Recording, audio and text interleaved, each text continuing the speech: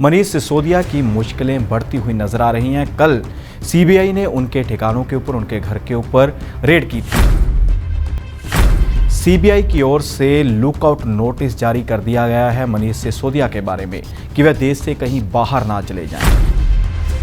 लेकिन मनीष सिसोदिया कहते हैं कि मैं ईमानदार हूं, मेरे पास से कुछ भी नहीं मिला।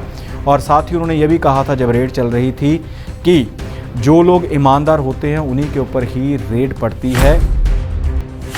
और साथ ही राकेश टिकैत ने यह भी ऐलान किया था कि किसान तैयार रहें, समय और स्थान बता दिया जाएगा, किसान आंदोलन फिर से शुरू हो सकता। सिद्धू मूसेवाला कत्लकांड के बाद सुर्खियों में आए गैंगस्टर लॉरेंस बिश्नोई के ऊपर एक और मामला दर्ज हो चुका है। पूछताछ के दौरान जो गैंगस्टर जिन्होंने शूटर्स ने सिद्धू मूसेवाला को मारा था, उन्होंने खुलासा किया है कि लिपिन नेहरा भी इसमें इन्वॉल्व था।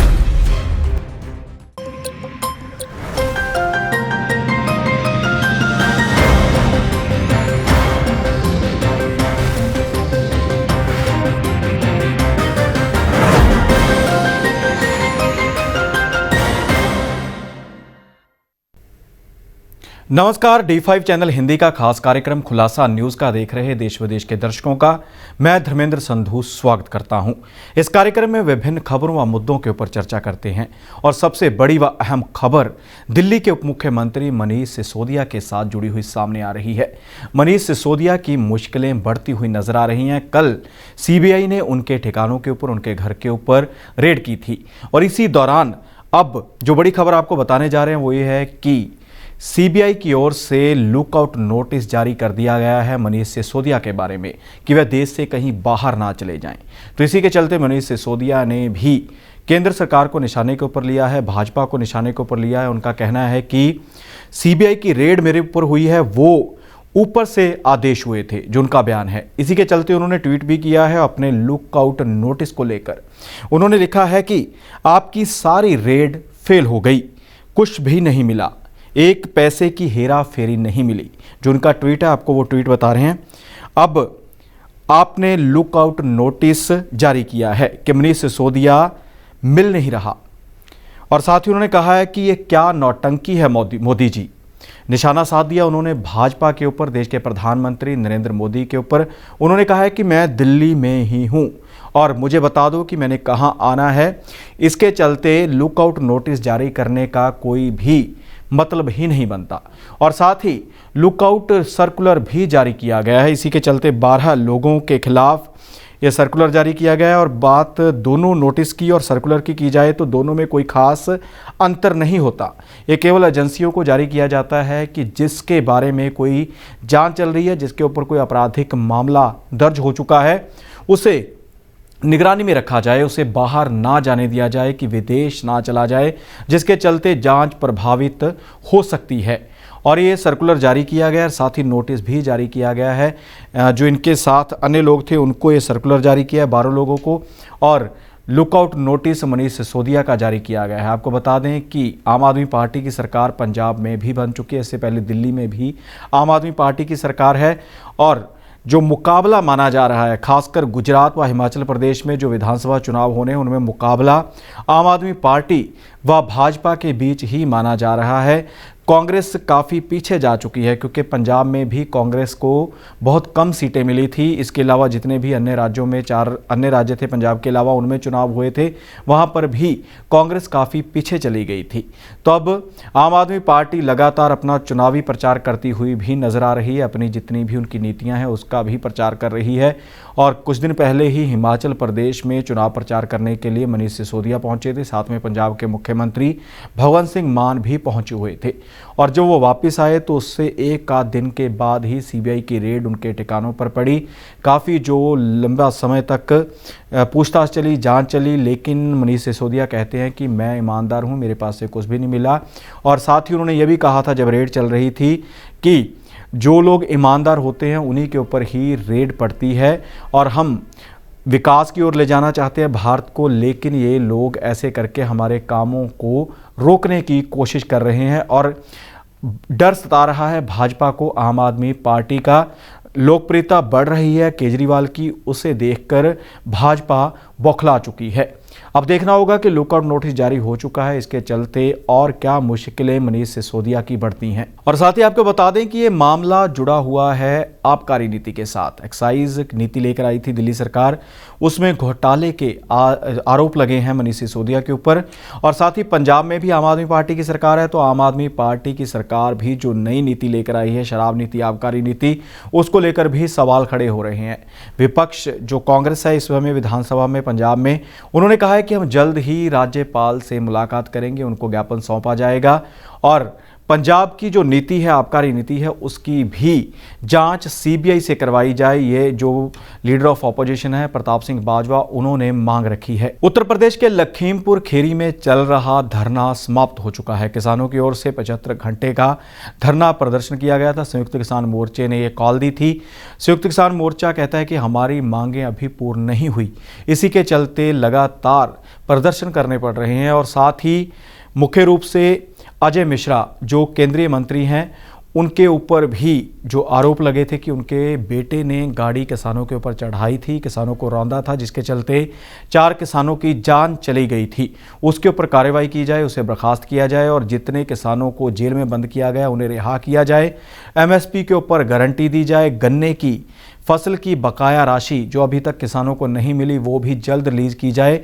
इन्हीं सभी मांगों को लेकर धरना लगाया गया था। लखीमपुर खीरी में पंजाब भर से, पूरे देश भर से किसान उत्तर प्रदेश में जमा हुए थे। और साथ ही राकेश टिकैत ने यह भी ऐलान किया था कि किसान तैयार रहें, समय और स्थान बता दिया जाएगा, किसान आंदोलन फिर से शुरू हो सकता है। लेकिन उत्तर प्रदेश की ओर से लखीमपुर खीरी ज़िले के जो डिप्टी कमिश्नर हैं, उन्होंने आकर बातचीत की किसानों के साथ और उन्हें कहा कि सितंबर के पहले सप्ताह में ही मीटिंग की जाएगी, सरकार किसानों के साथ मीटिंग करेगी, उनकी समस्याएं हल करने की कोशिश की जाएगी। और साथ ही किसानों ने भी 6 सितंबर को दिल्ली में मीटिंग रखी है। उस मीटिंग में संयुक्त किसान मोर्चे की अगली रणनीति तैयार की जाएगी कि किस मुद्दे के ऊपर आंदोलन करना है या सरकार उनकी मांगें नहीं मानती। मुख्य रूप से एमएसपी की गारंटी को लेकर भी किसान अड़े हुए हैं और अब देखना होगा कि कब किसानों की मांगें पूर्ण होती हैं। आपको बता दें कि 3 कृषि कानूनों के खिलाफ किसानों ने काफ़ी देर तक किसान आंदोलन किया था। दिल्ली की सरहदों के ऊपर पूरी तरह से पक्के मोर्चे लगा लिए थे, अपने एक तरह से घर बना लिए थे और 1 साल के करीब किसान वहीं पर बैठे रहे। इसी के चलते देश के प्रधानमंत्री नरेंद्र मोदी की ओर से खेती कानून, कृषि कानून वापस लिए गए थे। इसके चलते ही कई किसानों की जान भी चली गई थी और किसानों ने इसी आंदोलन के दौरान कई अहम फैसले लिए थे, कई अहम जो बातें की थी, कई कानूनों का विरोध भी किया था। और अब एक और भी जो बिल है वो इस बार मानसून सेशन में प्रस्तुत किया गया है, वो है बिजली शोध बिल। उसके ऊपर भी किसान कहते हैं कि इसे भी वापस लिया जाए, जो किसानों के लिए नुकसानदायक सिद्ध हो सकता है। चंडीगढ़ इंटरनेशनल एयरपोर्ट का नाम बदल जाएगा। जी हां, बिल्कुल। कल पंजाब के मुख्यमंत्री भगवंत सिंह मान व हरियाणा के उप मुख्यमंत्री दुष्यंत चौटाला के दौरान मीटिंग हुई। अधिकारी भी दोनों राज्यों के शामिल थे और काफ़ी देरी से ये कहा जा रहा था कि इसका नाम शहीद आज़म भगत सिंह के नाम पर रखा जाए, लेकिन काफ़ी पेच चढ़े हुए थे। इसी के चलते मोहाली नाम दिया जाता है कि जो इंटरनेशनल एयरपोर्ट है वो मोहाली है। चंडीगढ़ का नाम भी इसी तरह रखा गया था कि मोहाली की बजाय चंडीगढ़ किया जाए, क्योंकि चंडीगढ़ हरियाणा व पंजाब की राजधानी है। और साथ ही अब हरियाणा का कहना है कि पंचकुला भी उसमें जोड़ा जाए, कि इस एयरपोर्ट का नाम शहीद आज़म भगत सिंह एयरपोर्ट मोहाली, चंडीगढ़ व पंचकुला होना चाहिए। और इनका कहना है हरियाणा सरकार का कि अगर ऐसा नहीं किया जाता तो चंडीगढ़ व पंचकुला का योगदान है इस एयरपोर्ट को बनाने में, वो पीछे रह जाएगा, उसका कोई भी मकसद नहीं रहेगा अगर अकेला शहीद आज़म भगत सिंह एयरपोर्ट मोहाली कहा जाता है। और अब प्रस्ताव केंद्र सरकार को भेजा जाएगा। दोनों की सहमति बन चुकी है, लेकिन अभी इसके ऊपर सहमति नहीं बनी है कि नाम मोहाली रहेगा, पंचकुला रहेगा या फिर चंडीगढ़ भी साथ में जोड़ा जाएगा। और अब बड़ा सवाल ये भी खड़ा हो गया है, जो लोग विरोध करते हैं उन्होंने यह भी कहा है कि अकेला शहीद आज़म भगत सिंह ही नाम क्यों? शहीद आज़म भगत सिंह के साथ राजगुरु सुखदेव ने भी शहीदी दी थी, उन्होंने भी कुर्बानी दी थी, देश के लिए अपनी जान न्यौछावर की थी, तो उनका नाम भी इसके साथ जुड़ना चाहिए। अकेले शहीद आज़म भगत सिंह का नाम नहीं जुड़ना चाहिए। और आपको बता दें कि पंजाब सरकार मोहाली ही नाम रखना चाहती है कि इसका नाम हो शहीद भगत सिंह एयरपोर्ट मोहाली। हरियाणा सरकार चाहती है कि उसमें पंचकुला व चंडीगढ़ को भी जोड़ा जाए। अब देखना होगा कि ये पेच किस प्रकार से फंसता है और जो प्रस्ताव केंद्र सरकार को भेजा जाता है उसी हिसाब से नाम कब तब्दील होता है, क्योंकि औपचारिक रूप से इसका तब्दील होना लाजमी है, तभी इसे शहीद भगत सिंह एयरपोर्ट कहा जाएगा। सिद्धू मूसेवाला कत्लकांड के बाद सुर्खियों में आए गैंगस्टर लॉरेंस बिश्नोई के ऊपर एक और मामला दर्ज हो चुका है।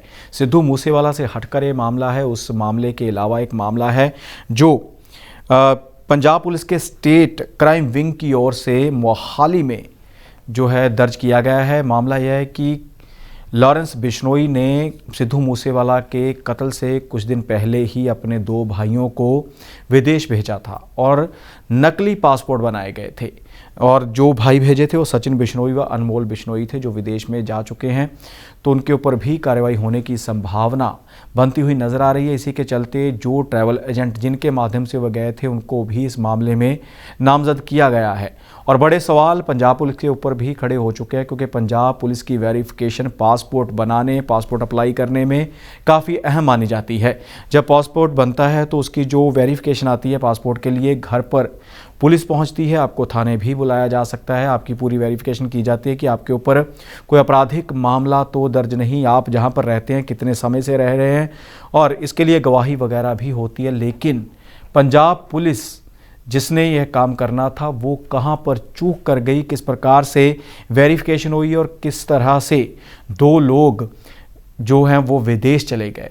और आपको बता दें कि सिद्धू मूसेवाला का कत्ल हुआ था 29 मई को सिद्धू मूसेवाला को कत्ल किया गया था, और इसी के चलते उनके जो फैंस हैं उनमें काफ़ी गुस्से की लहर थी। और अब तक पुलिस ने इसमें काफ़ी लोगों को गिरफ्तार किया है। 2 गैंगस्टरों का एनकाउंटर भी हो चुका है। एक गैंगस्टर अभी भी पुलिस की गिरफ्त से बाहर है, यानी कि 3 गैंगस्टर पुलिस के पास गिरफ्तार हो चुके हैं। टोटल 6 जो थे गैंगस्टर जिन्होंने इस वारदात को अंजाम दिया था, तो उनके नाम भी सामने आ चुके थे, और एक लिपिन नेहरा नाम के गैंगस्टर का नाम भी सामने आया है। पहले उसका नाम सिद्धू मूसेवाला कत्लकांड केस में नहीं था, लेकिन अब खुलासा हुआ है। पूछताछ के दौरान जो गैंगस्टर जिन्होंने शूटर्स ने सिद्धू मूसेवाला को मारा था उन्होंने खुलासा किया है कि लिपिन नेहरा भी इसमें इन्वॉल्व था। लिपिन नेहरा ने ही गोल्डी बराड़ के साथ 2 गैंगस्टरों की जान पहचान करवाई थी, उन्हें संपर्क करवाया था। अब देखना होगा कि इस मामले में जो मामला लॉरेंस बिश्नोई के ऊपर अब दर्ज किया गया है उसमें पुलिस क्या अपडेट लेती है, किस प्रकार से उसमें और खुलासे होते हैं। और आपको बता दें कि 10 दिन के रिमांड पर, पुलिस रिमांड पर लॉरेंस बिश्नोई को भेजा गया है, और 29 अगस्त को लॉरेंस बिश्नोई को फिर से अदालत में पेश किया जाएगा। मौसम एक बार फिर से अपनी करवट लेता हुआ नजर आ रहा है। पहाड़ी क्षेत्रों के साथ मैदानी इलाकों में भी बारिश व जो बादल छाए हुए हैं, इसी के चलते हिमाचल प्रदेश में काफ़ी नुकसान हुआ है। 1100 करोड़ से ऊपर का नुकसान हिमाचल में हो चुका है, चाहे वो सरकारी संपत्ति का हो, चाहे निजी संपत्ति का हो, वाहन हो, लोगों के घर हो, या फिर प्राकृतिक संपत्ति हो, इसका नुकसान हो चुका है। और साथ ही बड़ा नुकसान हुआ है कि चक्की दरिया के ऊपर चक्की ब्रिज जो रेल मार्ग से हिमाचल प्रदेश व पंजाब को जोड़ता था, पठानकोट से जोगिंद्रनगर तक एक ट्रेन चलती है, नैरो गेज ट्रेन चलती है, अंग्रेज़ों के ज़माने से इसका चलन है, और उसका जो पुल है वो पूरी तरह से तबाह हो चुका है, पानी की मार नहीं झेल पाया। कुछ दिन पहले ही उस पुल को लेकर हाई अलर्ट जारी किया गया था, उसमें काफ़ी जो दरारें पड़ चुकी थी, अब वो पुल गिर चुका है। हादसा इसलिए बच गया क्योंकि रेलवे ने उस ट्रैक के ऊपर रेल गाड़ियाँ भेजनी बंद कर दी थी, गाड़ियाँ भेजनी, इसी के चलते ये हादसा नहीं हो पाया। और अब आपको बता दें कि मौसम विभाग ने फिर से एक बार चेतावनी जारी कर दिया। उत्तराखंड से लेकर हिमाचल प्रदेश, पंजाब, हरियाणा, दिल्ली में भारी बारिश की चेतावनी दी गई है, संभावना जताई जा रही है। और 3 दिन दिल्ली में मॉनसून एक्टिव रह सकता है, दिल्ली में काफ़ी बारिश हो सकती है, पंजाब में भी बारिश की संभावना जताई जा रही है। और उत्तराखंड के जो बड़े शहर हैं जैसे नैनीताल है, चंपावत है, उधम सिंह नगर है, देहरादून है, इनमें 24 घंटों में भारी बारिश की चेतावनी दी गई है। इसके अलावा 24 अगस्त तक हिमाचल प्रदेश में मौसम खराब रहने की संभावना है। इसी के चलते कांगड़ा, कुल्लू, मंडी, सिरमौर, सोलन, शिमला, ऊना, हमीरपुर व बिलासपुर में भारी बरसात होने की संभावना है। एडवाइजरी जारी की जा चुकी है कि कोई भी किसी भी नदी, नाले, दरिया, खड्ड के पास ना जाए ताकि कोई भी हादसा ना हो। लोगों को भी घर पर रहने की सलाह दी गई है। स्कूल बंद कर दिए गए हैं। आपको बता दें कि काफ़ी नुकसान हुआ है और इसका सीधा असर माना जा रहा है कि बंगाल की खाड़ी में कम दबाव बनने से पूरी तरह से मौसम एक बार फिर अपनी करवट ले चुका है। नुकसान काफ़ी होता है बारिश से पंजाब में भी काफ़ी नुकसान हुआ है। पिछले कुछ सालों की एवज में इस बार हिमाचल प्रदेश, पंजाब, हरियाणा व अन्य भागों में काफ़ी बारिश हुई है, बरसात हुई है, जिसके चलते पंजाब में, हरियाणा में किसानों की फसलें खराब हुई हैं, लोगों के घर तबाह हुए हैं और काफ़ी नुकसान हो चुका है। कई मौतें हो चुकी हैं, कई वाहन हादसाग्रस्त हो चुके हैं। खुलासा न्यूज़ का में फिलहाल इतना ही। मुझे यानी धर्मेंद्र संधू को दे इजाज़त। धन्यवाद।